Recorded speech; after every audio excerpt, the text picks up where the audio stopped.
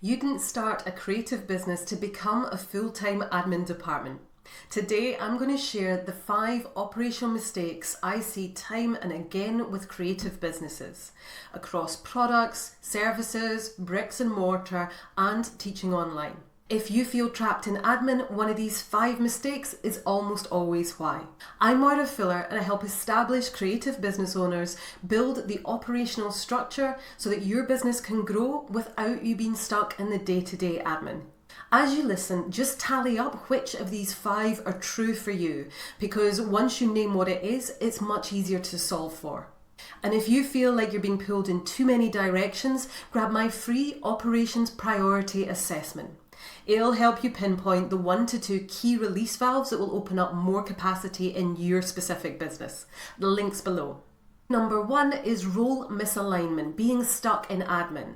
Now, part of this is practical. Do you have the structure and systems in place to allow you to step out of that admin?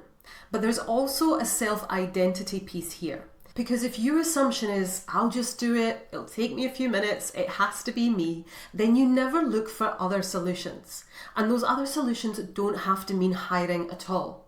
Sometimes it's about simplification. Sometimes it's about boundaries. Sometimes it's removing steps that never need to happen in the first place.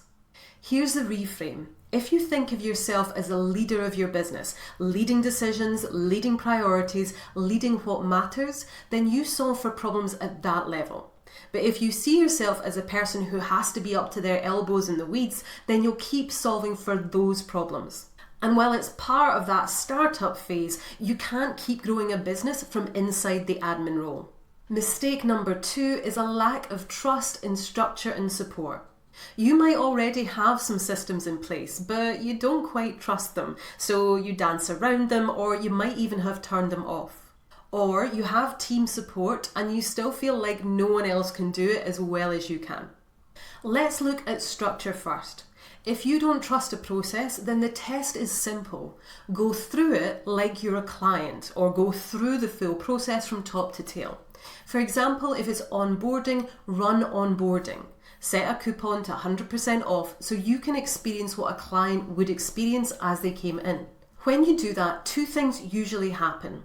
1, you're more confident in the process because you can actually see what happens and you can see that it works. Or 2, you spot exactly where the process is clunky or overcomplicated or it isn't quite working, so you know what to fix. Because it only takes me a few minutes, that really adds up.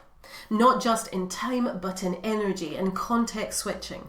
It drains you and your team way more than people think. Now, if the trust issue is about your team, that's a different challenge.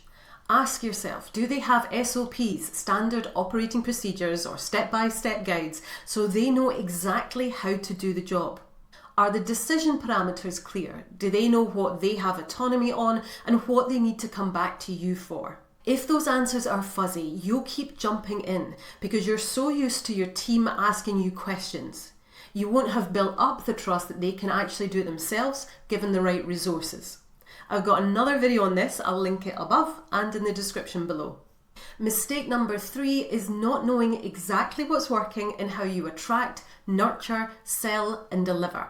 This is where I see a lot of established creative businesses get stuck. You're really busy, you're doing all the things, but you don't necessarily know which activities are producing results and which ones are just busy work. If you're not keeping an eye on and tracking what's actually working and how people first come across you, how you nurture them towards becoming a customer, how you sell, and how you deliver your offers, then you can easily spend time and money and energy on things that don't need to be happening at all. That's going to have a big impact on your profitability and your growth. Mistake number 4 is trying to fix with tools instead of decisions. This is where people can start layering up tech, more tools, more automations, more integrations, and sometimes tools are very helpful. But I've seen some extremely convoluted systems where someone is using 4 or 5 different tools for a process that could literally be 2 steps. Here's why that happens, because tools connect things up, and sometimes it feels easier to connect more tools than it does to make a decision. And it could be a decision you've not actually named yet. A decision like, what's the simplest path to the outcome? What's the fewest number of steps that we need here? What are we no longer doing? If you feel like your business has become a maze of tools, there's a good chance that the fix isn't another platform. It's a simplification decision. Mistake number 5 is that your creative role has changed. You've gone from being the creative to being the creative leader. And by leader, I don't necessarily mean that you have to have a big team or any team at all.